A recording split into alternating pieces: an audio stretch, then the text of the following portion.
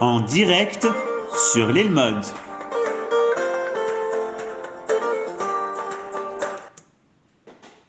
Bonjour à toutes et à tous, on est très content de se retrouver en direct. Pour ceux qui nous retrouvent également en YouTube, vous pouvez mettre des commentaires et vous abonner à la chaîne.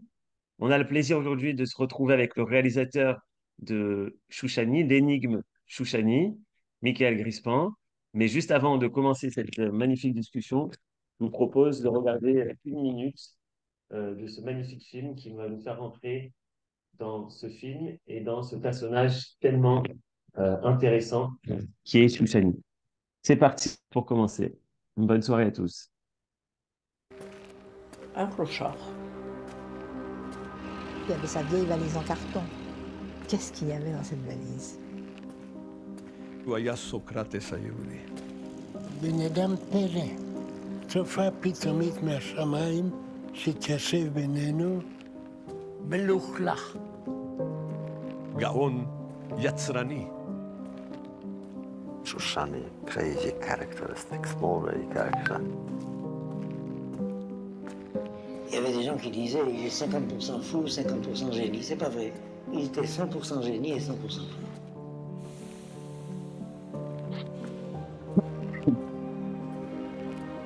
עולם מתחלק לשניים, לאלו שהתירו את שושני ואלו שלא התירו את שושני. משהו לא אנושי.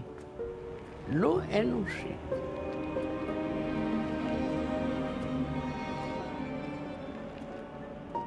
C'était un diable.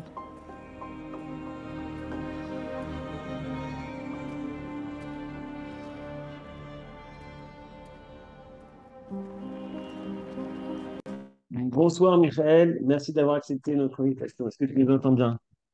Je vous entends. Bonsoir Johan, bonsoir à tous. Merci pour votre invitation. Merci à vous. Super. Alors on va commencer par une question très simple. Tu as donné un film magnifique, avec beaucoup de talent, beaucoup de sensibilité, des prises de vue, des effets sonores. On va parler de tout ça. Mais est-ce qu'avant, tu veux nous dire quelques mots sur ton parcours personnel et également professionnel qui te mène aujourd'hui à faire ce film? D'abord, mais je voulais te remercier doublement, Johan, parce que il faut savoir que ton père a compté pour moi. Je l'ai connu et, voilà, les arbres. On dit les arbres, non, la pomme ne La tombe pas pomme ne très tombe pas loin. loin de l'arbre. Très loin dans l'arbre. Voilà, voilà. Donc bravo aussi à toi et voilà, Merci. tu peux être fier de ce qu'a fait ton papa et moi je suis fier de ce que tu fais actuellement et voilà. Euh, Écoute, moi je suis réalisateur, ça fait 30 ans que je suis en Israël, donc j'essaye de faire des films qui montrent autre chose. Euh, j'ai fait un film, alors c'est amusant, il y a souvent le Rav Uri Cherki avec qui j'ai étudié dans mes films. Il y a un film qui s'appelle Descendants de nazis, l'héritage infernal, qui est passé en France. C'était sur donc les fils de nazis, les descendants de nazis qui se convertissent ou parfois ne se convertissent pas mais viennent en Israël pour faire du volontariat. J'ai fait un film sur les réfugiés oubliés, c'est-à-dire les juifs des pays arabes, c'est peut-être mon film qui a le plus de succès, puisqu'il est passé à l'ONU, il est passé au Congrès américain, il a été traduit dans plein de langues, etc. Et, euh, et j'ai fait un film sur Manitou, il n'y a pas très très longtemps. Et on va dire que ce film-là, sur Monsieur Chouchani, c'est le film le plus personnel que j'ai jamais fait, parce que j'y ai travaillé comme un fou. On va en parler pendant 11 ans à peu près, ce qui est quand même assez rare pour faire un film documentaire. Je suis aussi un intervenant dans le film, un personnage dans le film, c'est-à-dire je joue mon propre rôle. Mhm. J'ai eu énormément de galères, mais énormément. Je veux dire, c'est en même temps amusant. C'est amusant de parler de tous les obstacles que j'ai rencontrés dans ce film. Euh, enfin, parfois c'est amusant, avec le recul c'est amusant, mais lorsqu'on les vit, c'est moins amusant. Le film a été bloqué des années pour des raisons administratives, par exemple. Bon. Et, euh, voilà, pour moi, c'est vraiment mon petit bébé. La merveilleuse surprise, c'est que avec ce film tellement personnel, où j'ai vraiment mis mon cœur et vraiment ce que je pensais de cet homme, évidemment, de ce génie qui a tellement compté, mais aussi donc au-delà du judaïsme, parce que j'ai mis un peu ce que je pensais du judaïsme. On le sait, à mon avis, le public, ton public le sait, le judaïsme, c'est d'abord savoir poser des questions. Euh, et c'est l'importance de l'étude, et que c'est de ces valeurs-là qui sont si importantes. Donc, j'ai mis ça dans le film. Et, au miracle, ça parle au public israélien. Non seulement ça parle au public israélien, mais c'est le film dont tout le monde parle. Je reçois des échos Alors, de la... On en parle partout.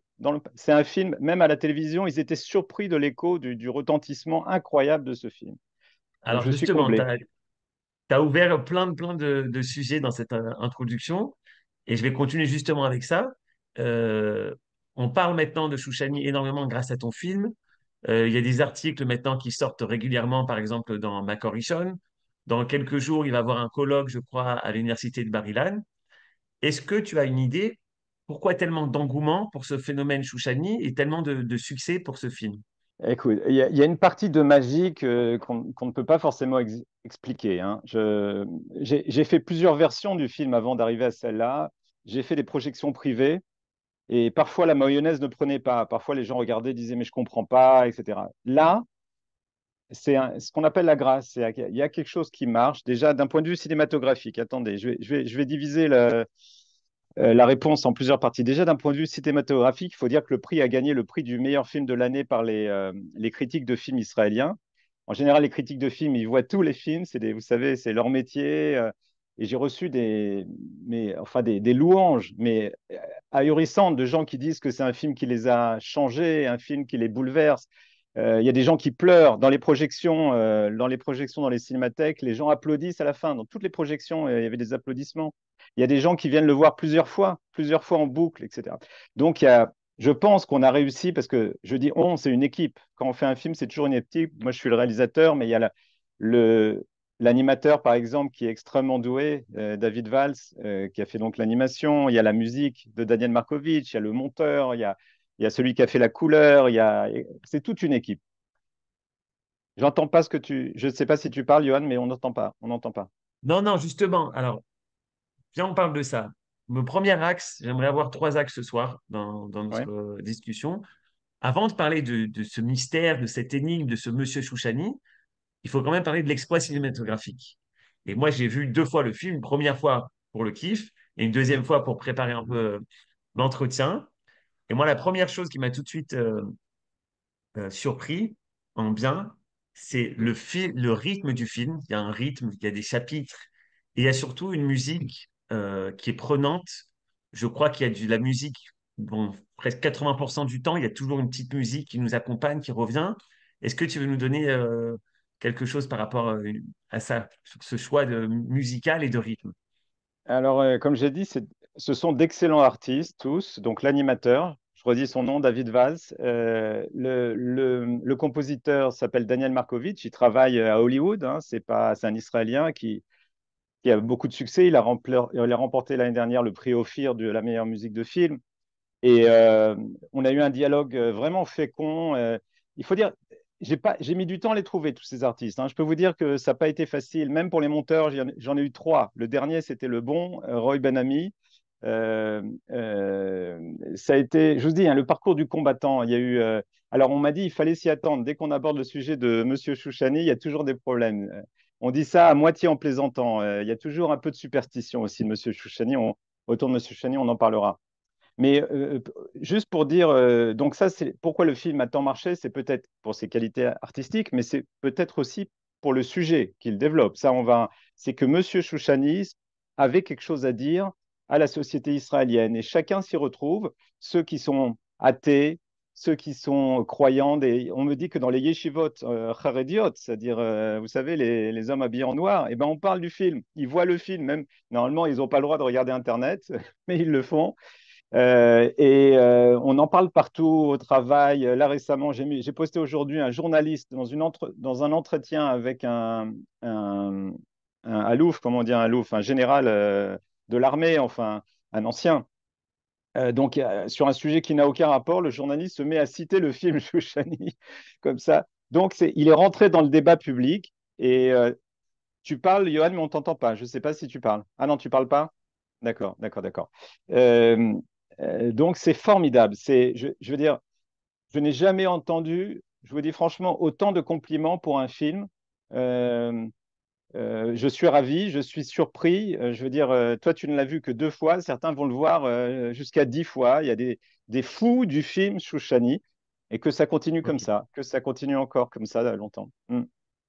Il faut le dire qu'il y a des faux, comme tu dis, de ce film Chouchani, mais c'est parce que toi-même, tu es en fait passionné de Chouchani depuis des dizaines d'années. Et grâce à tes talents artistiques, tu arrives à nous faire passer cette passion. Et c'est ça aussi, je pense, une des clés de la réussite.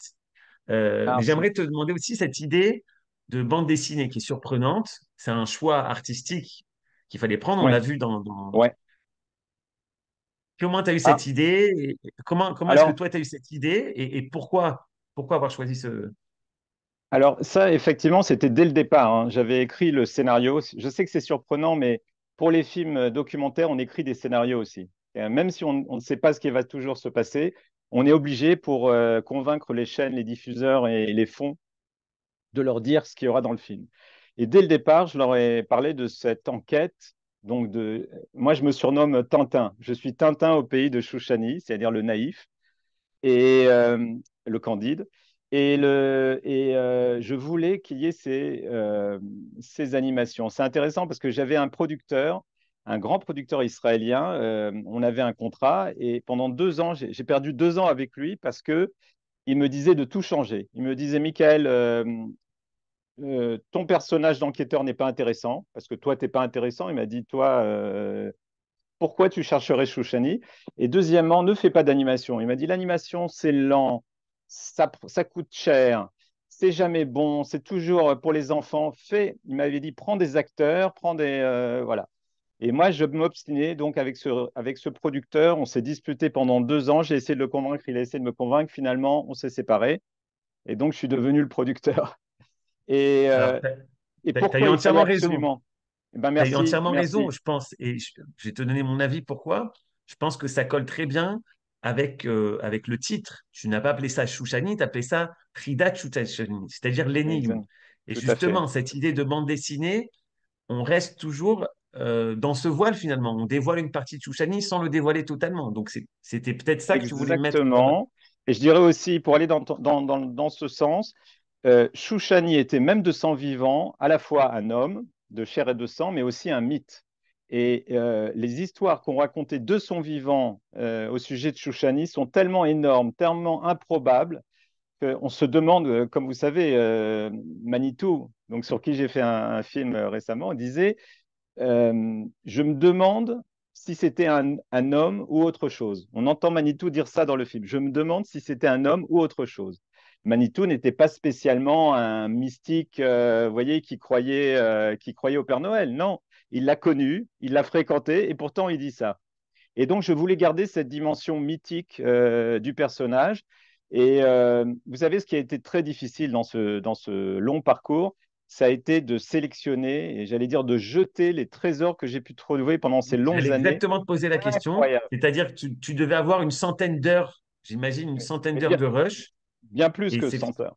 Bien plus, bien plus. Bien sûr, je ne sais pas combien, 200, 300 heures, et des documents exceptionnels, et des photos, et des histoires, etc. Et tout ça à la poubelle. Tout ça à la poubelle pour garder la substantifique moelle d'1 heure et demie, voilà, pour résumer donc cette aventure, cette recherche. Et donc, oui, l'animation, euh, je peux vous donner une anecdote qu'a racontée justement Manitou, qui n'est pas dans le film, et que j'ai entendu de plusieurs témoins. Il enseignait Manitou avec Chouchani à Paris, à un groupe d'étudiants. Et vous savez, l'école d'Orsay était à peu près 25 minutes de Paris. Donc, pour y aller en voiture, c'était à peu près 20-25 minutes.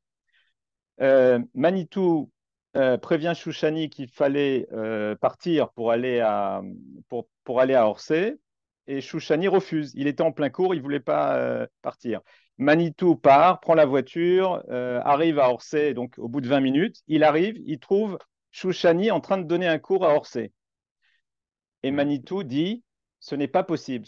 Mathématiquement, c'est pas possible qu'il ait continué à donner son cours là-bas, qu'il ait ensuite pris une voiture et qu'il arrive ensuite à Orsay avant moi. Donc, soit il connaît les secrets de la téléportation, et entre parenthèses, certains disent que ça existe dans la Kabbale, ce qu'on appelle Kfitsat Aderer, soit il avait un hélicoptère privé comme les chefs d'État, soit voilà, on subit des hallucinations. Enfin voilà, vous voyez, les histoires qui ont été vécues au sujet de Shoushani sont tellement folles qu'elles rentrent dans la fiction, le délire, voilà. C'est donc un personnage qui est entre la réalité et la fiction, tout simplement.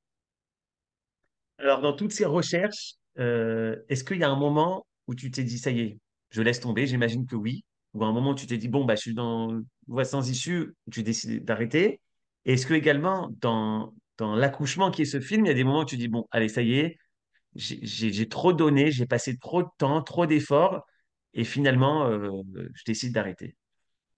Euh, alors, d'abord, je vais un peu rire de moi-même avec vous. C'est ça l'humour juif. Alors, d'abord, je ne pouvais pas arrêter. J'avais pas le droit. Pourquoi? Parce que j'étais tenu par un contrat, un contrat de la chaîne qui finançait le film. Donc voilà, sinon il fallait que je rembourse tout l'argent qu'ils avaient investi. Donc quelque part j'étais forcé. Non mais évidemment, alors c'était vraiment les montagnes russes. Il y a eu des moments de grande excitation. Euh, J'allais rencontrer par exemple des gens qui m'avaient promis des trésors, de me faire des révélations, et puis finalement ils sont morts avant que je les rencontre. Il y a eu vraiment des déceptions évidemment. Bon, le temps que ça a mis, c'était vraiment un temps anormal. Et en fait, ce qui s'est passé, c'est que je suis un peu généreux. Je suis tellement passionné, j'en parle partout. J'ai créé un site sur Shoushani. Il y a déjà 11 ans, 12 ans, qui s'appelle shoushani.com. J'ai donné des conférences sur Shoushani. J'en parle partout, etc. À tel point que ça rendait fou les gens. Et, euh, et bon, il faut dire que certains n'ont pas forcément cité leurs sources en prenant de mes conférences et de mon site, etc. Voilà. Donc, c'est pas amusant tout ce qui s'est passé pendant tout ce temps-là. Pas toujours amusant. Mais on dit en hébreu sof tov à kol tov. Vous connaissez cette expression? Quand la fin quand tout se finit bien, tout était bien, quoi. Avec le recul, il a fallu passer par ces moments aussi de désespoir. Et je dois dire que l'aventure continue. C'est-à-dire que là, d'abord, il y a eu, vous savez, il y a eu plus d'un demi-million d'Israéliens qui ont vu le film. Maintenant, on doit être à 600 000. Et je reçois de partout des témoignages. Alors, parfois d'illuminés qui pensent être le Messie. Et il y en a qui me disent, j'ai tout compris de Chouchani, je vais te l'expliquer. Voilà. Il y a ceux qui veulent en savoir plus. Vous voyez, il y a un peu de tout. Et je continue aussi à voir. Alors, il y a quelques personnes qui sont un peu méchantes avec le film. Ça aussi, ça fait partie de. Mais c'est très peu, hein, je dirais 1% de critiques. Ok. Euh, Il y alors, a, il y a est-ce un que vous moment voulez. dans le film, il y a un Ouais, moment dans le film où tu dis, on va le voir tout à l'heure, tu dis Zechazak Mimeni, c'est plus fort hmm, que moi ça c'est et je vrai, suis obligé de continuer. c'est Est-ce vrai. que tu as réussi à mettre le point sur ce pourquoi c'est plus fort que toi? Et je me suis dit, est-ce que finalement tu as une histoire familiale? Est-ce que en faisant ce cheminement, tu as découvert que tes parents ou ta grande-tante ou je sais pas finalement avaient rencontré Chouchani, qu'en fait tu as une histoire qui remonte à quelque chose de très personnel? Alors, c'est intéressant. Il y avait dans les différentes versions du montage, il y avait une scène que j'ai coupée. Et cette scène, c'est que lors de recherches dans les archives en Suisse, parce que j'ouvre plusieurs archives dans le film, hein. On me voit en Uruguay, en France. On me voit pas en Israël, mais j'étais aussi en Israël, évidemment. Et donc en Suisse, où je trouve tout un dossier sur Monsieur Chouchani. En fait, je trouve aussi un dossier sur ma famille. Il se trouve que mon père, André, est né en 1942 en France et mes grands-parents ont eu la bonne idée de s'enfuir en Suisse, de passer par les barbelés. Ils sont partis de la France libre, ils étaient à Lyon et ils sont partis, voilà, ils ont été arrêtés. Mon grand-père a fui de la prison un moment, etc. On a beaucoup de choses à dire sur les Suisses et leur comportement pendant la guerre, mais en tout cas, ma famille a été sauvée par ça, par ce séjour en Suisse. Et à un moment, je raconte dans le film, voilà, je cherche Chouchani et finalement, je trouve ma famille. Mais finalement, c'était un peu trop loin du sujet, donc je ne l'ai pas mis. Il se peut donc que mes grands-parents aient croisé Chouchani parmi les réfugiés pendant la guerre en Suisse. C'est possible. C'est possible. J'ai compris. je vais 3 questions courtes. On va voir si tu arrives à faire les Mais, et réponses. si tu me permets, Ouais. Johan, si tu me permets, pourquoi aussi cette obsession? Alors, pourquoi j'allais dire que derrière l'homme, parce qu'il y a un homme, il y a un homme qui s'appelait Monsieur Chouchani, qui était le maître de Lévinas. On l'a pas présenté là, mais je pense que tes spectateurs le savent. Le maître de Lévinas, le maître d'Elie Wiesel, le professeur Shalom Rosenberg, Zichronal Miracha, ils sont tous dans l'autre monde. Euh, donc, il y a cet homme, mais au-delà de cet homme, on nous dit que c'était quelqu'un qui savait tout et qui avait tout compris. C'est important ça, à la fois de tout savoir, mais ce n'était pas simplement une base de données, c'était aussi quelqu'un qui avait tout compris. Et je suis un peu curieux, je m'intéresse à notre héritage, plus que ça m'intéresse, c'est-à-dire j'étudie, ça me passionne. Et à travers Shoushani, je voulais savoir, mais qu'est-ce que le judaïsme a à dire? Finalement, c'est ça. Ce génie qui savait tout, qui a tout compris, qu'est-ce qu'il peut nous apporter? Voilà. Quelque part, je voulais un raccourci. Est-ce qu'on peut trouver chez lui une réponse abordable, hein, qui Aux nous questions permette de existentielles dire, du judaïsme. voilà, qui sommes-nous? Qu'est-ce qu'on fait? Qui est Israël? Hein? Quel est notre rôle? Comment étudier? Toutes ces questions-là, passionnantes, hein? Ben, peut-être il apporte des réponses. Voilà. On va en parler dans la Ouais. suite. Question courte, réponse courte. Euh, la scène la plus difficile à tourner. Il y en a une ou deux comme ça qui ont été. Bien sûr, non, non, non, bien sûr. Dans le film, tu veux dire dans le Ouais, film? ouais, dans le film. Alors encore une fois, à chaque fois, on dit que c'est peut-être Chouchani qui intervient dans dans les tournages. Ben écoute, on va dire comme ça. Non, c'est celles qui n'ont pas eu lieu. C'est ces gens, notamment Monsieur Georges Jancoux, qui était quelqu'un avec qui j'ai parlé, qui est mort en Uruguay. Il est allé en Uruguay pour être enterré à côté de son maître Chouchani, qu'il n'a connu que pour la bar mitzvah. J'étais en contact avec lui au téléphone et par email. Il est mort avant que je le rencontre. Donc on va dire, c'est plus que difficile. C'est que c'est une scène qui n'a pas eu lieu. Et voilà, je le regretterai toute ma vie. Toute ma vie. C'est ces gens que j'ai pas pu rencontrer. Dans Et les coulisses Livinas, des scènes, est-ce qu'il y a eu une scène, un fou rire, une scène, la scène la plus marrante? ah ouais, ouais, ouais, ouais, beaucoup, beaucoup de fou rire. Bon, bah, tous les problèmes de micro. Tu sais, ah voilà, c'est amusant. La scène qui est en Uruguay, dans le cimetière, c'est Avec donc la fille. la Ascara. La Ascara. Il faut dire que c'est en janvier qu'il est mort, donc c'était en 1968. Et en Uruguay, c'est l'été. C'est l'été. C'est la période, vous savez, c'est en Amérique du Sud, c'est l'été. Il faisait beau tous les jours. Ce jour-là, il pleuvait. Ce jour-là, il pleuvait. C'était anormal. Il pleuvait ce jour. Ouais. Donc, on était tous avec un parapluie. Les gens ne voulaient pas venir. Et les gens étaient en vacances normalement. Donc, c'est moi qui ai forcé, si vous voulez, le rabbin de la communauté, le rabbin d'Uruguay.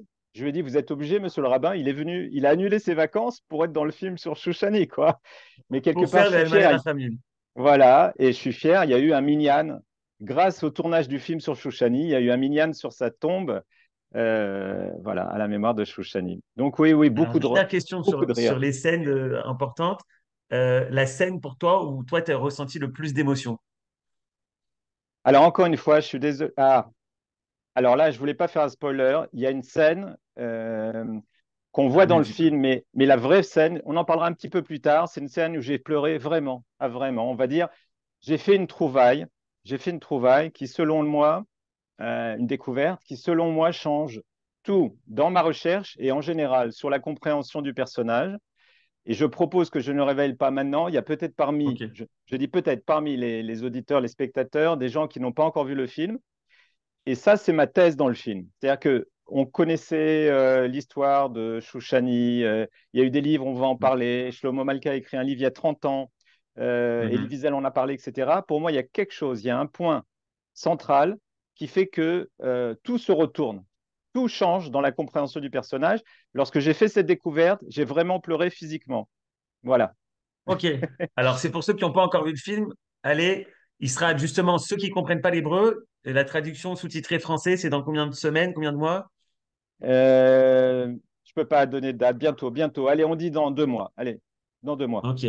Super. Alors, à propos des scènes, on va tout de suite encore visionner une scène.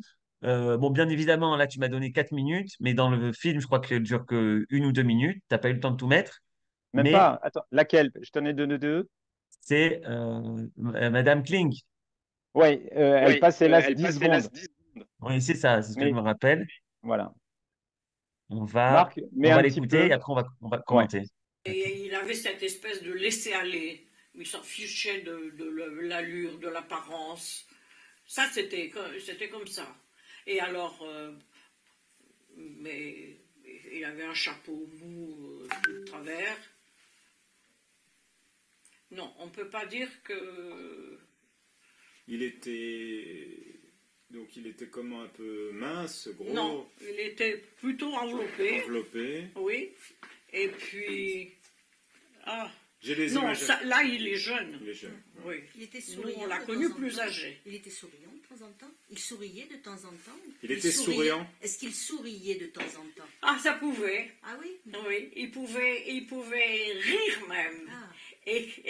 Mais alors, s'il y avait quelqu'un dans la société qui lui convenait pas, ou qui était arrogant, ou qui était un riche qui voulait montrer qu'il était quelqu'un, il devenait méchant avec. Et alors, ou alors il s'arrêtait et il parlait plus. S'il veut apprendre quelque chose, il faudra qu'il paye. Vous avez vu ça, ces scènes-là? Il a dit ça devant vous? Ah oui, oui. Et vous savez, chez nous, il n'a jamais demandé un sou à mon père. Ouais. Hein. Comment il était vis-à-vis de votre sœur? Il appréciait qu'elle demande comme ça, qu'elle soit intéressée? Ah ben, il nous avait à chacune, il avait donné un surnom. Ma jeune sœur qui était élégante comme ça, voilà, c'est ça. Alors, elle, c'était Ninette la Parisienne. Bon. Autrement, Vous, c'était quoi, votre surnom? je ne sais plus ce qu'il m'a raconté. Et votre Mais sœur, enfin, c'était comme ça, il mettait comme ça. et votre sœur qui était tellement Ouais. intéressée par lui, Ah oui, alors.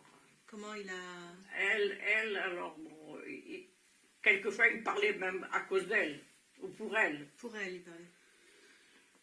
Et vous pensez qu'il était intéressé par elle?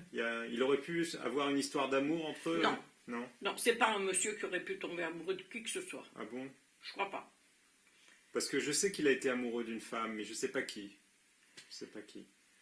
Je cherche. J'ai entendu des bruits comme ça, mais je sais pas. Mhm. Je le vois pas comme ça. Je crois que les Mhm. femmes l'intéressaient pas beaucoup. Johan, Et vos parents n'ont jamais parlé d'une femme qu'il avait... Tu veux réagir? Alors dis-moi, on a euh, parlé, on va faire un interview, pas des choses standards, les choses qu'on connaît, vous pouvez regarder ouais, ailleurs, on a compris que c'était un maître, etc. ouais, Moi, ouais. j'aimerais te parler directement du thème de la famille. On va peut-être pas tout dire, mais peut-être que tu peux déjà nous donner quelque chose, parce que d'après ce qu'on sait, tout au long de sa vie, il n'a presque pas essayé de prendre contact avec les membres de sa famille. Parfois, on dit qu'il parle de sa sœur, parfois, on parle des histoires de femmes. Est-ce qu'il a été marié, pas marié? Est-ce qu'il a connu ses parents? De quelle manière? Est-ce que tu peux nous parler un petit peu de ce lien qu'il avait avec sa famille, ses parents? Est-ce que lui, il a eu à un certain moment voulu fonder une famille?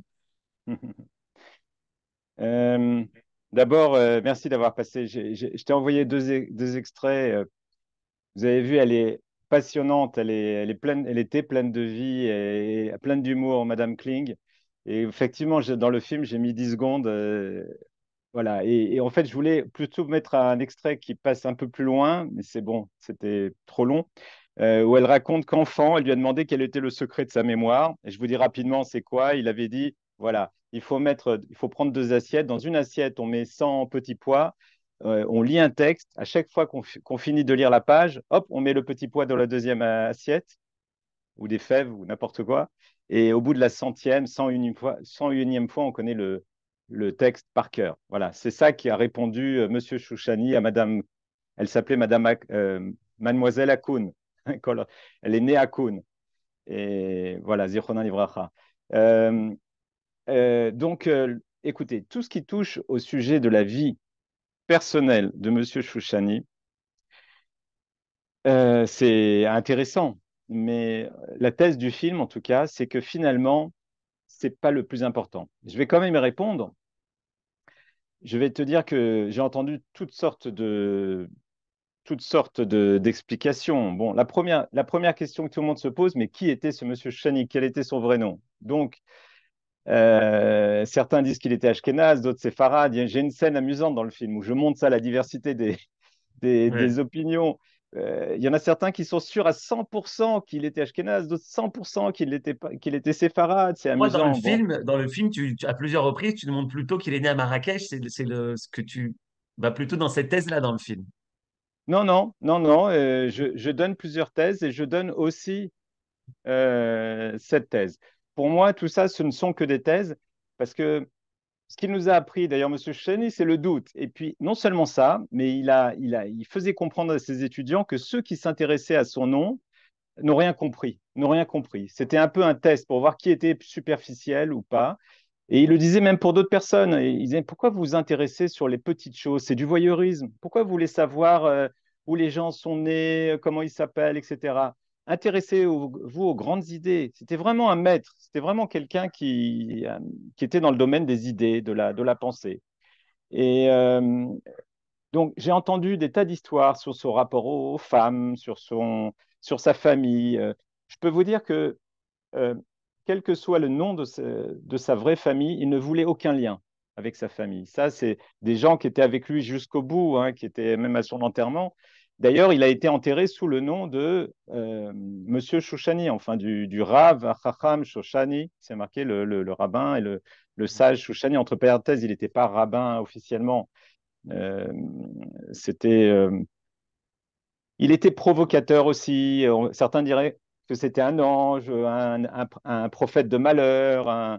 Alors, j'aime bien la formule, un anarchiste religieux, parce que c'est un oxymoron et, Ouais. euh, et ça inclut aussi beaucoup d'enseignements. Il était toujours là pour nous bousculer je dis nous, j'étais pas en vie, mais ses élèves, il les bousculait dans leur conception, mais que ce soit des enfants ou des professeurs d'université, c'est ça qui est intéressant.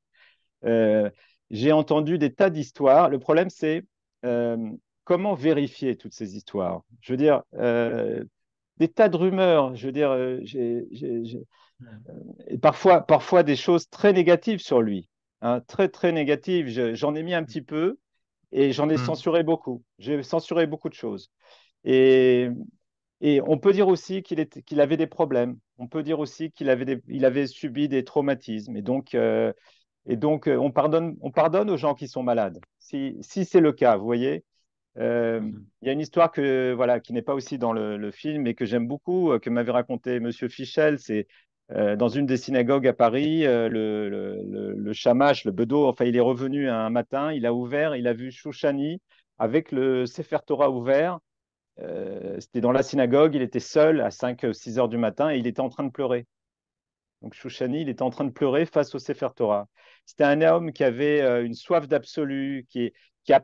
Moi, ce qui me touche, c'est qu'il a passé son temps à enseigner. Il allait dans tous les petites bourgades en France, il voyageait sans arrêt, il allait d'un endroit à l'autre et il enseignait à des enfants, à des adultes. Il a ramené beaucoup de gens au judaïsme.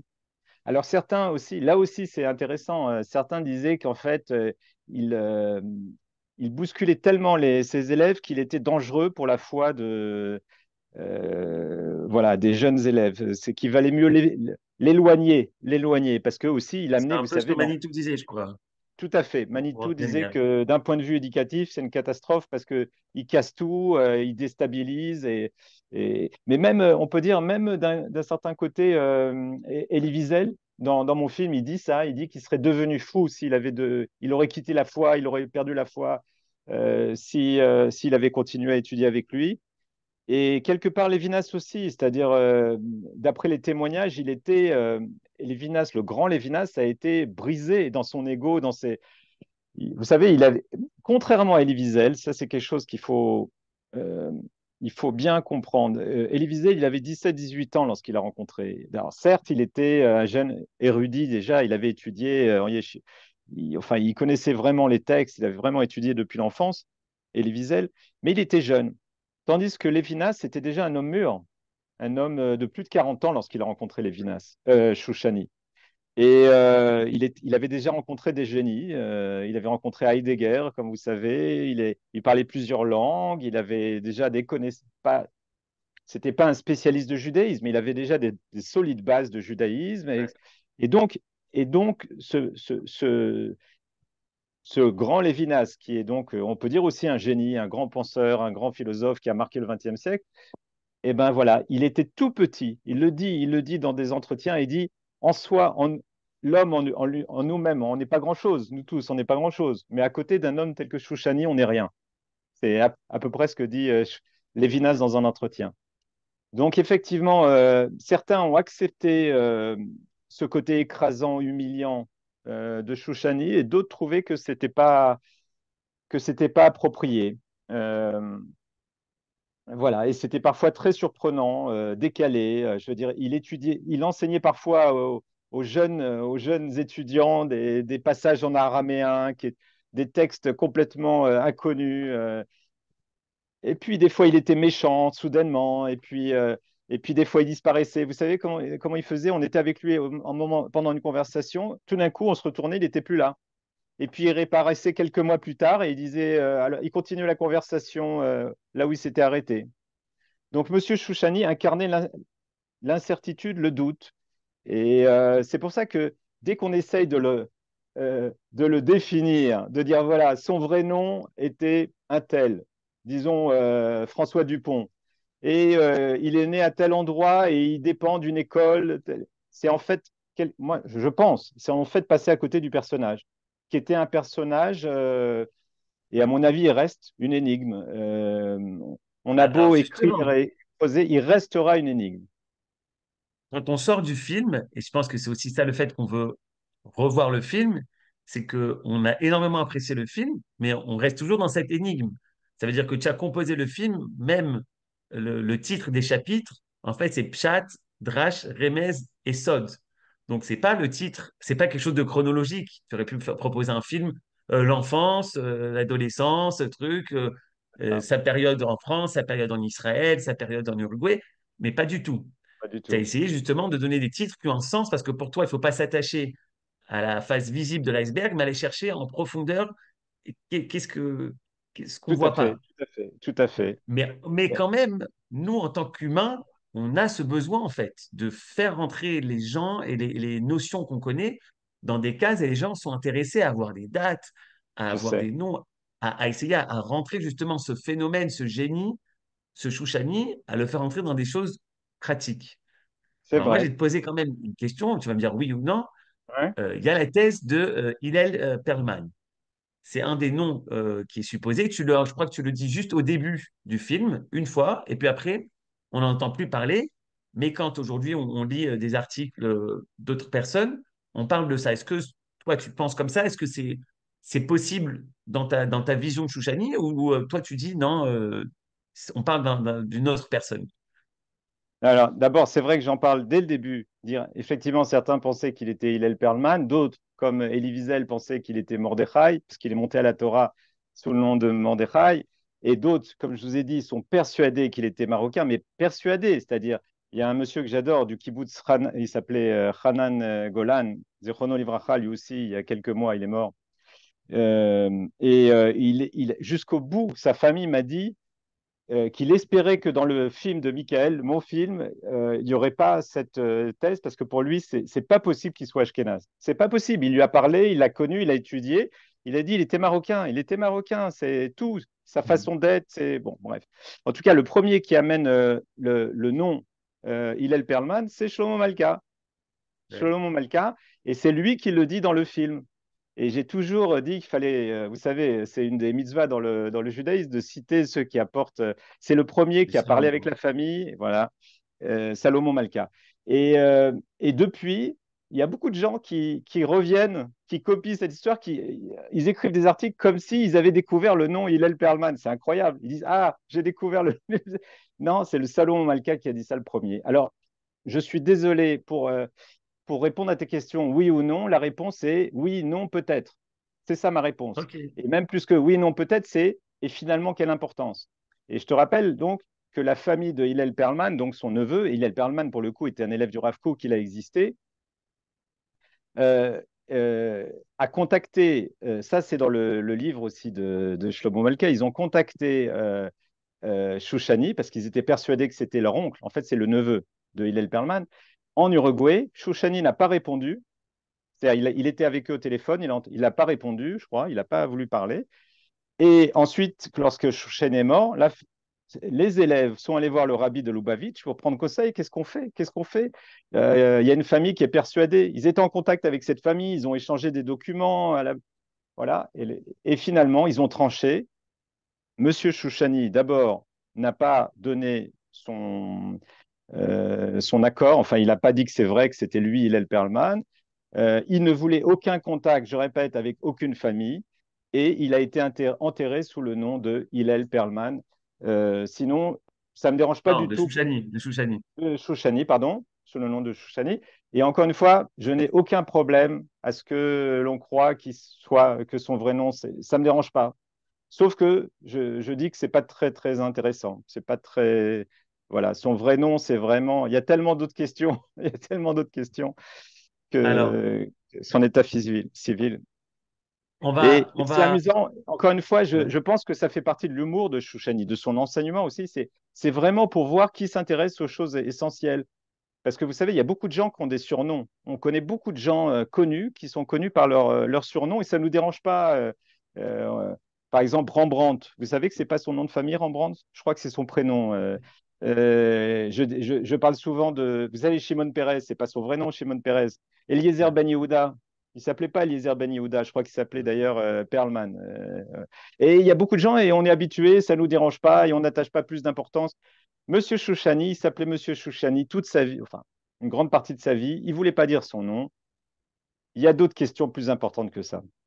Alors justement, il voulait pas dire son nom, il cachait son Mm. nom, mais en plus de ça, il y a donc sa vie, sa personnalité, il voulait pas en parler. Il y a Mhm. également ses écrits.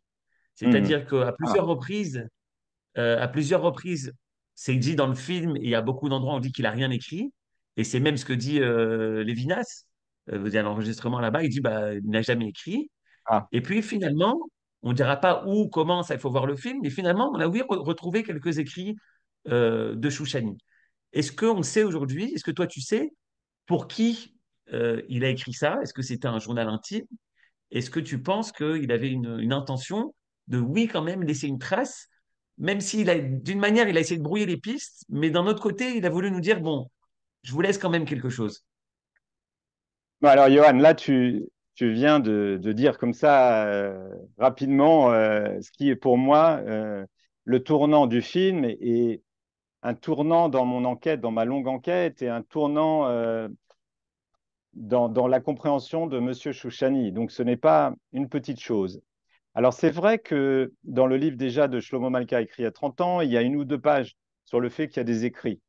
Je me souviens plus exactement comment il en parle, mais c'était un peu pour minimiser, puisqu'il dit on comprend rien. En gros, on comprend rien. Ok. Et puis, c'est vrai que Elie Wiesel aussi a dit il a laissé quelques écrits, mais indéchiffrables. Et moi, j'ai trouvé ces écrits-là il y a très longtemps. Dans le film, vous savez, un film, c'est aussi un récit, c'est aussi une vision subjective d'un sujet, hein, c'est de l'art. Un film, c'est de l'art, il faut que je le rappelle quand même. Donc, je fais intervenir ça, le tournant du film, c'est donc ça arrive aux deux tiers du film. Dans la Ok. réalité, j'ai trouvé ces écrits au début de mon enquête. Pas au tout début, mais j'avais commencé déjà à interviewer, et tout d'un coup, j'ai trouvé ça. J'ai trouvé un coffre, on ne va pas dire exactement où, quand, Ne dis comment, pas mais comment, quoi, comment, je ne vais ça les pas gens dire. vont. D'accord. C'est pas quelques écrits, Johan, dont il s'agit. Il Je s'agit, sais, mais je voulais pas. il s'agit de milliers de pages de Monsieur Choujani qu'il a trimballé dans sa valise tout au long de sa vie. C'était son secret le plus cher. S'il y a un endroit où Monsieur Choujani se révèle, c'est dans ses écrits. Euh, En fait, dans ses écrits, il y a à la fois ce qui lui arrive, c'est à la fois un journal intime, c'est aussi un journal intellectuel, c'est son jardin secret. C'est là où on peut vraiment découvrir le vrai Chouchani. C'est-à-dire que, euh, d'abord, je voudrais dire que si parmi vous, il y a certaines personnes qui n'ont pas vu le film et qui ne veulent pas tout gâcher, je vais donner quelques clés qui sont dans le film. Donc, j'ai déjà donné une conférence à Limoud en disant ça. Si vous avez le courage d'arrêter maintenant, la, il vaut mieux arrêter et vous verrez le film et après, vous pouvez reprendre la vidéo. En tout cas, euh, quand j'ai trouvé ça, j'ai vraiment pleuré. J'ai tenu dans mes mains ces cahiers et écoute, Johan, c'est quand même incroyable. C'est comme si on compare, par exemple, Monsieur Chouchani à Leonardo da Vinci. On dit le Leonardo da Vinci juif ou le Mozart juif, ou etc. Imaginez euh, qu'on parle de Mozart sans écouter la musique de Mozart, ou qu'on parle de Leonardo da Vinci, et puis dans un entrepôt, on garde les toiles de Leonardo da Vinci et on les montre pas. Ça serait absurde, ça serait ridicule. Mais je suis étonné parce que il y a tellement de gens, et même moi, j'ai rencontré des tas de gens qui me parlaient de Monsieur Chouchani de partout et qui voulaient m'expliquer. Certains donc ne l'ont pas rencontré, et même parfois, les gens l'ont rencontré, l'ont vu 5 minutes passer, etc. Et ils m'expliquent, ils m'expliquent, ils m'expliquent. Et parfois, c'était comique parce que j'ai passé des années, Johan, à étudier ses écrits avec des universitaires, des rabbins, des amis, des passionnés. Et pour ça, je n'étais pas payé, mais j'étais dans les écrits de Chouchani. C'était pour moi une autre partie. C'est pas faire un film, c'est, je dis dans le film, être sur une île déserte. Être sur une île déserte qui, jamais foulé, dont le sol n'a jamais été foulé. Je rencontrais des gens j'interviewais des gens qui ne savaient pas que les écrits étaient chez moi. Donc, j'étais dans une situation à la fois comique et absurde qui ressemble à Monsieur Chouchani. Des gens me racontaient des histoires. Ils ne savaient pas que moi, je lisais la version de Chouchani sur ce qu'il me racontait. Par exemple, il y a quelqu'un qui vient d'un kibbutz et qui m'explique que dans son kibbutz, les gens étaient des yekim, vous savez, ces juifs allemands. Ils étaient éduqués, ils étaient professeurs. Et donc, Chouchani n'a pas tellement impressionné là-bas. Et donc, les gens n'allaient pas à ses cours et Chouchani n'impressionnait personne. Ce n'est pas un vrai génie, c'était juste quelqu'un de... Kibbutz Saad. Non, c'était pas Saad. C'est pas Saad, c'est quelqu'un Ok. que j'ai pas mis dans le film et qui est furieux contre moi d'ailleurs parce qu'il n'est pas dans le film. Bon, c'est comme ça. Il ne sait pas, ce monsieur, que j'ai lu noir sur blanc dans les écrits de Chouchani, qu'il est parti, il a fui. Le mot qu'il utilise, Chouchani écrit, j'ai fui ce kibbutz. Parce que, dit Chouchani, ce n'est pas simplement la connaissance qui est importante, c'est aussi la soif de savoir. Et comme dit Madame Kling, là, dans l'extrait qu'on a passé, si jamais quelqu'un était arrogant, alors là, il n'était pas content. Il disait, je lui enseigne pas. Soit je ne l'enseigne pas, soit il doit payer très cher. Il y a des gens qui ont payé très cher les cours avec Monsieur Chouchani. Juste pour vous dire, c'est qu'on ne peut pas faire l'économie de l'étude des milliers de pages de Chouchani. Alors, je sais que c'est dur. Certains diront, c'est impossible. C'est en hébreu, il y a des codes, etc. D'accord, mais ce n'est pas sérieux. Ce n'est pas sérieux. Je ne sais pas, moi, la physique quantique, c'est dur, donc j'écris pas un livre sur la physique quantique. Si on veut s'occuper d'un sujet sérieux, ça s'étudie sérieusement. Par exemple, regarde, quelque chose qui nous déstabilise complètement, la causalité. J'ai un texte de Chouchani qui ne croit pas en la causalité. S'il n'y a pas de causalité, il n'y a pas de science. Si on ne passe pas que A donne B, donc c'est la base de la science, la causalité. Sauf peut-être maintenant la physique quantique, c'est un peu plus compliqué, mais c'est récent, c'est assez récent. Si on remet en cause ça, je veux dire, on remet tout en cause. Enfin, tout est. Vous voyez, il y a des textes sur sa philosophie, comme je vous ai dit. Il y a des textes, il y a des commentaires, évidemment. Sa spécialité, c'était la Gemara et la Torah, etc. Mais il parle aussi de la vision politique, de toutes sortes de choses, d'Israël, de ses élèves. Beaucoup de conseils d'enseignement, énormément de conseils éducatifs. Il se voyait comme un professeur. Ça, c'est assez clair. Euh, Écoutez, je voudrais, puisque on le voit dans le Alors film, justement, c'est la ouais, question que j'aimerais te poser. oui, Tout le monde parle de Chouchani, les personnes qui ont témoigné d'un savoir exceptionnel, tout un à génie fait, de la pensée, de la connaissance. oui, Et pourtant, à part des descriptions du personnage, on a ouais, du mal justement à percevoir quelle fut l'originalité de sa pensée, ouais, quelle était sa conception par rapport à tel ou tel sujet. tout à fait. Est-ce qu'au niveau du domaine religieux, au niveau du domaine des connaissances, en bon hébreu, quel est son chidouche en fait? Où est-ce qu'on peut percevoir la spécificité, la particularité de l'enseignement de Chouchani? Ça fait des années que je donne des conférences au sujet de Chouchani et pendant longtemps, je ne révélais pas que j'avais les écrits chez moi, hein. Ils étaient chez moi physiquement. Maintenant, il faut dire qu'ils sont à la Bibliothèque nationale. J'ai encore certaines choses qui ne sont pas là-bas, mais en gros, La plupart des écrits sont à la Bibliothèque nationale. Il y en a encore quelques-uns qui se promènent dans le monde. Il y a eu des ventes aux enchères. Il y a eu, ça, c'est les dernières années. Bon. Et il y a une étudiante, c'est important de le dire, une étudiante brillante du professeur Shalom Rosenberg qui s'appelle Odayar Shefi, qui est à la fois modeste, intelligente et travailleuse, et qui a déjà écrit une thèse de second cycle et qui maintenant travaille un doctorat sur les écrits de Shoushani, et elle travaille également un livre sur les écrits de Shoushani pour vulgariser. Parce que, évidemment, c'est extrêmement difficile. Je voudrais vous dire que sur chaque ligne, on peut passer parfois des heures, des semaines, sur chaque ligne ou chaque page, et on n'est parfois pas sûr d'avoir tout compris. Je vais vous en parler. Voilà. Je voudrais vous montrer un exemple de page. Alors, je ne sais pas si ça passe ici, si on voit Ouais, bien. ouais, on voit bien. On voit bien, voilà, un peu l'écriture de Monsieur Chouchani. Voilà, vous voyez, hop là, c'est tout petit, tout petit, tout petit. Ça, c'est juste une page. Vous Ouais. voyez, c'est juste une page comme ça. Mhm. Et il y a des milliers de pages. Il y a aussi des calculs mathématiques, il y a aussi de la guématria, il y a un peu de tout. Alors, pendant des années où j'enseignais, où je donnais des conférences au sujet de M. Chouchani, lorsqu'on me posait la question sur ses enseignements, en général, je renvoyais à Elie Wiesel, à Shalom Rosenberg et à Emmanuel Levinas. Ça donne déjà du travail parce que, bon, on va dire, Elie Wiesel est un écrivain, c'est aussi on va dire, un penseur et un humaniste, un prix Nobel, qu'on sait, etc. Il dit quand même qu'il a été construit. Donc, c'est-à-dire que dans Elie Wiesel, si on lit Elie Wiesel, qu'on regarde son parcours, comme vous savez, on lui a proposé d'être le président d'Israël. Comme vous savez, il était l'ami des présidents des Américains.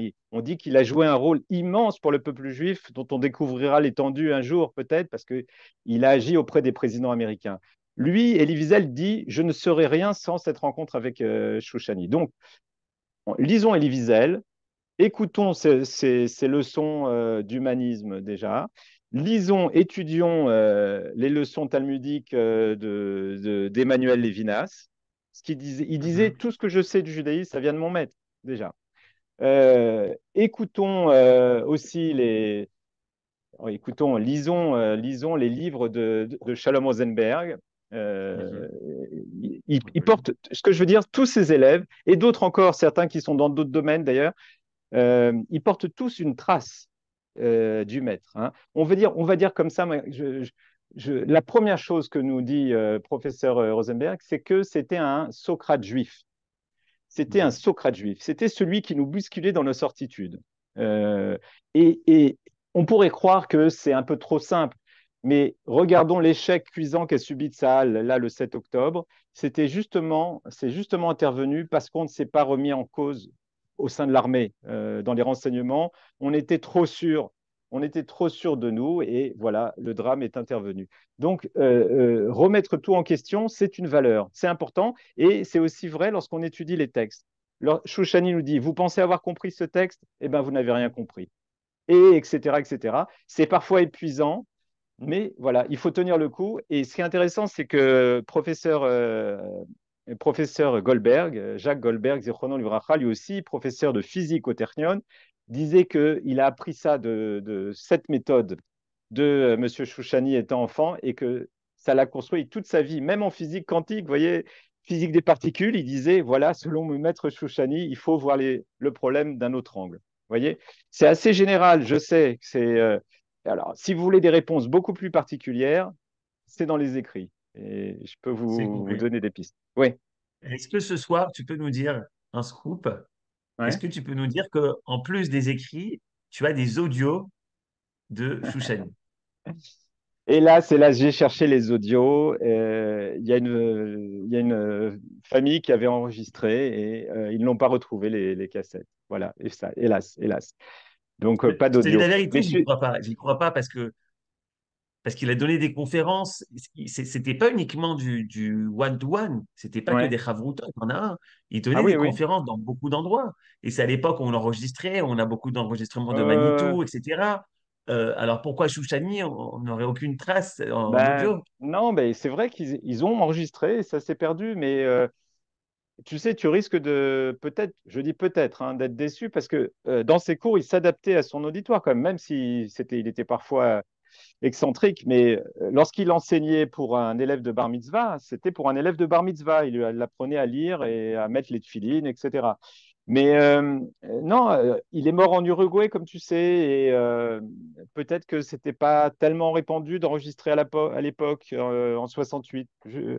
En tout cas, D'accord. la personne qui a enregistré, j'ai insisté, crois-moi que je sais insister, je l'ai appelé, j'ai rappelé, je l'ai rappelé. Il a cherché partout, il n'a pas trouvé les cassettes. Elles ont peut-être été perdues. J'ai par contre des notes. Ça, j'ai des cahiers de notes d'élèves en Uruguay, en France, un peu partout, des gens qui ont pris des notes sur les enseignements de Chouchani. Ça, oui. Alors, autre chose si tu me permets donc il faut rire un petit peu aussi, hein. Chouchani, c'est aussi l'humour, hein. C'est un humour parfois féroce, un peu moqueur. Alors, permettez-moi d'être un peu chouchanien un peu ce soir. Donc, je vous ai dit, ça fait des années que j'ai des écrits, des années et des années, et je rencontre des gens certains ont entendu vaguement qu'ils avaient des écrits, mais sans plus. Ils ne les avaient pas dans leurs mains, ils n'ont jamais étudié. Un jour, en 2019, j'ai été interviewé par un de tes confrères à Radio Qualitas, c'était Olivier Granilic, parce qu'il Ouais. y avait une vente aux enchères des écrits de Chouchani. Et je lui dis, ah, au fait, Olivier, est-ce que vous savez quel est le passage le plus important selon Monsieur Chouchani dans le Tanakh? Bien sûr qu'Olivier ne savait pas et personne n'est au courant parce que, en fait, comment je le savais, c'est dans les écrits de Chouchani. Il marque clairement, Ouais. on ne va pas dire ce que c'est, il faut voir le film, mais il dit c'est à Perek Anermad, Mikol Tanakh, enfin un truc. Vraiment, il y a un endroit selon Chouchani, c'est l'endroit le plus important. Ce qui est amusant, c'est pas simplement que donc personne n'est courant et que je lançais ça comme ça sur la radio Qualita, c'est que j'ai reçu le lendemain un appel d'un monsieur très sûr de lui, qui m'appelle et me dit non, Michael, je t'ai entendu hier à la radio. Écoute, c'est faux. Chouchani n'a jamais dit ça. Parce qu'évidemment, je n'avais pas dit d'où je le savais. Et alors, Ok. je lui ai dit, mais cher monsieur, faites-moi confiance. Faites-moi confiance, Chouchani a vraiment dit ça, que c'est le passage le plus important de tout le Tanakh. Il m'a dit non, peu importe qui t'a dit ça, Michael, c'est une erreur. Monsieur Chouchani ne parlait pas de cela. Ce n'était pas son sujet. S'il vous plaît, faites-moi confiance. Non, il n'y a rien à faire. Il n'y a rien à faire. Il ne pouvait pas penser que j'avais une source qui était en fait Chouchani lui-même. Chouchani Ok. lui-même, vous comprenez, il y a des milliers d'histoires au sujet de Chouchani. Il est ceci, cela, il pensait ceci, cela. Lorsqu'on étudie Chouchani, lorsqu'on lit Chouchani, eh ben, on a un contact beaucoup plus direct. On va finir par deux questions peut-être. Et en Deux même dernières temps, questions. ouais, ouais. Ouais. Non, Ah non, en voilà, même ça temps, c'est les. je vous montre. Ah, ça, c'est à l'envers. Bon, ben voilà, enfin, vous voyez le genre, quoi. Vous voyez le genre. Ouais, ouais. Hein. Regardez le film, ceux Hein. qui n'ont pas vu, on voit Ouais, bien ça dans le film. ouais. Donc, Euh, il faut étudier Chouchani. Arrêtez de rester au niveau du mythe. Aujourd'hui, je dirais tout le monde, pas tout le monde. C'est des érudits dans tous les domaines qui ont déjà commencé, hein. Dans les yeshivot, on étudie Chouchani en ce moment, je peux vous dire. Des charedim étudient Chouchani, des doctorants étudient Chouchani. Voilà, il se trouve que j'ai été avant tout le monde il y a plus de 10 ans déjà, j'ai étudié Chouchani. Et dans le film, je montre que quelques petites perles, mais ça montre la direction. Ça montre la direction. Oui, vas-y, J'imagine que Johan. tu as un sentiment de fierté d'avoir réalisé ce film, mais finalement, de quoi tu es le plus fier dans cette aventure? Écoute, alors c'est une bonne question. De toute cette aventure. Écoute, comme tu as vu, c'était un combat incessant. Vous savez que le film est monté jusqu'à la Knesset et au gouvernement parce qu'il était bloqué d'un point de vue administratif. J'ai fait appel à mon ami Yom Tov Kalfon, qui était député à l'époque. On a écrit des lettres au ministre, etc. Maintenant, Chouchani, le film est sur la place publique. C'est fou, quoi. Comme je vous ai dit, c'est un parcours personnel qui est devenu une histoire nationale. C'est incroyable. Fier, je sais pas, ça me dépasse un petit peu. Ce succès me dépasse. Et qu'est-ce que tu veux que je te dise? J'ai tenu le coup malgré tous les coups durs, que ça continue et que ça permette aux gens de comprendre que le judaïsme, c'est passionnant. Ça, je voudrais le dire. C'est que, C'est ça le message, ouais, finalement, c'était peut-être ça l'objectif du film, parce que mais tu bien dis sûr, l'objectif, c'est pas de savoir s'il s'appelait mais, Hillel ou Chouchani au mais Rosenbaum. bien sûr, mais bien sûr, il Le nous donne une message, clé l'objectif d'ailleurs. du film, c'est quoi finalement? Non, et bien sûr, à la fin, alors je le mets, je suis désolé, mais je vous le dis maintenant, mais Shoushani disait qu'il faut tout. Il a rajouté, vous savez, voilà, je vous dis, ça, un scoop. Le Maïmonide a fait ses 13 principes de foi. Il y a 13 principes qui sont connus. Shouchani en rajoute un 14e. C'est un peu de la chutzpah déjà de rajouter, de ne pas être d'accord avec Maïmonide. Mais il écrit Chacham ou, c'est-à-dire comment on définit, on va dire, D'acquérir la sagesse.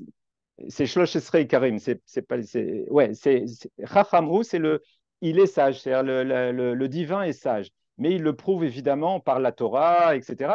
Et il explique qu'est-ce que c'est qu'être sage et intelligent. Donc, c'est alors, il donne cette expression qui, à la base, c'est intéressant, n'est pas une expression juive, mais qui a été largement adoptée par le judaïsme. On peut tous être des nains sur les épaules des géants. C'est en fait une invitation à l'étude et une invitation à approfondir, à pas rester simplement au niveau de l'état civil des gens, par exemple. Hein, vous voyez, si un monsieur s'appelle Busaglo ou s'il s'appelle Goldstein, ben, pas essayer de les mettre dans des cases. Celui-ci est religieux, celui-ci est athée. Et c'est pour ça aussi qu'il a quelque chose à dire à la société israélienne. Arrêtez de penser dans ces termes de cases. Arrêtez. Et comme je vous ai dit, s'il y avait aussi quelque chose que je pense peut-être avoir fait passer, c'est que le judaïsme, c'est sexy aussi. C'est passionnant. Je veux dire, c'est une aventure. C'est une aventure. C'est pas quelque chose de figé. Voyez, ceux qui voient l'extérieur, le judaïsme, pensent que c'est un ensemble de lois et qu'en fait, on est des robots et que non, non. Le judaïsme, il y a des tas de personnages, alors peut-être pas tous aussi fous que Monsieur Chouchani, mais il y a des tas de courants, il y a différentes époques, il y a les mystiques, il y a les rationalistes, et c'est passionnant. Voilà, donc c'est une invitation effectivement à l'étude, à l'approfondir. Et je vous invite à voir aussi mon autre film sur Manitou, parce que les deux se parlent, on va dire. Manitou et Chouchani sont. Alors, j'avais prévu une question au début de l'interview. C'était de dire finalement, bon, ben, Michael et Chouchani, c'était une aventure pendant 10, 11, 15 Ouais, ans. Et ouais, puis finalement, tu as accouché de ce bébé et ouais, puis c'est fini. Mais ouais. là, quand je te vois parler de façon tellement passionnée, je me dis que non, en fait, c'est pas du tout fini. Et je change ma question et je te pose comme question, quelle est l'étape suivante? Est-ce que tu penses déjà, entre guillemets, à un deuxième chapitre, un deuxième film, ou est-ce que tu veux t'investir dans Shouchani d'une autre manière, peut-être pas sur un support film. Est-ce que tu penses déjà à la suite ou j'ai même pensé peut-être faire une série, Écoute, je sais pas moi. ouais, ouais, Aujourd'hui, c'est à la mode de faire des séries, 7 c'est vrai, épisodes sur Shouchani, ça c'est pourrait vrai. aussi. C'est possible. Écoute, j'ai tellement de matériaux déjà en dehors, hein, tellement comme je vous ai dit, hein, des interviews que je te dis. Je voulais montrer là un extrait, on n'a même pas eu le temps finalement. Tu peux mettre l'extrait où il n'y a plus le temps de mettre l'extrait de Si, Claude Rivlin. si tu veux, moi je suis là. Allez, Claude Il Rivlin, est ça prêt. me fait plaisir. Juste pour te dire, c'est amusant, j'ai un très bon ami qui est superstitieux dans la vie. Il est très superstitieux et il me dit toujours, il parle jamais de ce qu'il fait, jamais, jamais, jamais. Entre parenthèses, il y a une source on dit qu'il vaut mieux pas. Bon, moi, je suis Ouais. pas comme ça. Je parle de ce que je fais, de mes projets, etc. Je dois avouer que sur ce coup-là, sur le coup du film sur Chouchani, il avait complètement raison. Il valait mieux pas en parler et attendre de le finir. Parce que pendant des années, j'ai subi des moqueries. Alors, toujours sur ton film, toujours sur ton film, alors ton film. Il y a des gens qui pensaient que j'étais un affabulateur, quoi. Bon, il était bloqué. Voilà, maintenant il est sorti. Peut-être que je vais en faire une suite, peut-être. Je ne sais pas encore. Bon, Voilà. alors tu nous dis pas pour ne pas. Voilà, euh, voilà. C'est donc Claude Rivlin qui est à Paris, avec qui j'ai parlé. Et hélas, lui aussi, il est très peu dans le film. Très, très peu. Je m'y suis rendu. Déjà, le spectacle était assez extraordinaire. Il y avait une douzaine de gamins avec la gomara ouverte sur les genoux et un monsieur corpulent, un peu affaissé, dans un fauteuil, avec rien devant lui. Et il leur expliquait la Gemara. En quelle langue? Mon souvenir, c'est que c'était en espagnol, mais j'en suis pas certain. En fait, j'étais plutôt fasciné par le décor qui était un peu assez mystérieux, gothique, médiéval. Il a levé les yeux, qui êtes-vous? J'ai dit, je viens de la part de M. Lévinas. Très bien. Il a terminé son cours. Et puis, je me suis approché, j'ai dit, je sais le rôle que vous avez joué à Paris. Je passais par Montevideo, je vais tenu à vous voir. Et alors, on est resté ensemble, je n'ai pas chronométré, hein, entre une demi-heure et une heure. Je peux vous raconter les différents épisodes de cette conversation. C'était en 1962. 62. D'abord, il m'a dit, vous vous demandez ce que je fais là. Vous vous êtes présenté comme brillant élève de Polytechnique, mine. Je lui ai dit que je suis un jeune ingénieur français. Ça l'a beaucoup intéressé parce qu'il m'a dit, vous allez m'envoyer des livres de maths quand vous reviendrez en France. Bon, ce que j'ai fait d'ailleurs. Du coup, il m'a donné une adresse, mais ça devait être un truc, une poste restante. Bon. Et puis, le moment le plus fascinant de cette conversation, c'est lorsque je lui ai dit, j'ai, à vous écouter, une sensation que je n'ai jamais connue. C'est que tous les mots que vous prononcez me pénètrent au plus profond de l'être. Vous êtes foudroyant. Je comprends tout ce que vous dites et vous dites exactement ce que j'ai besoin d'entendre. Il est resté de marbre. Il m'a dit bien sûr parce que je suis un vrai maître. J'ai dit qu'est-ce que c'est un vrai maître? Il m'a dit pour vous le faire comprendre, je vous rappelle qu'au pied du mont Sinaï, il y avait 600 000 âmes et elles ont entendu 600 000 choses différentes. Et par la suite, tous les êtres vivants ont hérité d'une de ces âmes. Le maître, le vrai maître, ce que je suis, reconnaît avec quelle des 600 000 il a affaire. Donc il parle à celle-là. Et s'il parlait à une autre, il ne serait pas entendu. Je me suis dit, waouh. Magnifique. On va finir avec ça. Ça me rappelle ce que le Rav Kook il dit. Certains pensent aussi qu'il a rencontré le Rav Kook. Le Rav Kook il dit chez Kol Echad Tzarich Lichtov Sefer Musar Le'atzmo. Chacun a comme devoir de d'écrire à soi-même son propre livre de morale. Parce que justement, chacun a une âme différente et doit se connaître et s'écrire lui-même son livre. Un grand merci, Michael, d'avoir été avec nous et on est impatient de connaître la suite des épisodes entre Michael et Shoushani. Toda Rabba. Merci, Johan. Merci à toi. Merci d'avoir visionné cette vidéo. Je vous invite à vous abonner à notre chaîne InMode pour plus de replays, de conférences, de cours, d'interviews. Cliquez sur le bouton juste ici et vous êtes abonné à l'InMode. À très bientôt.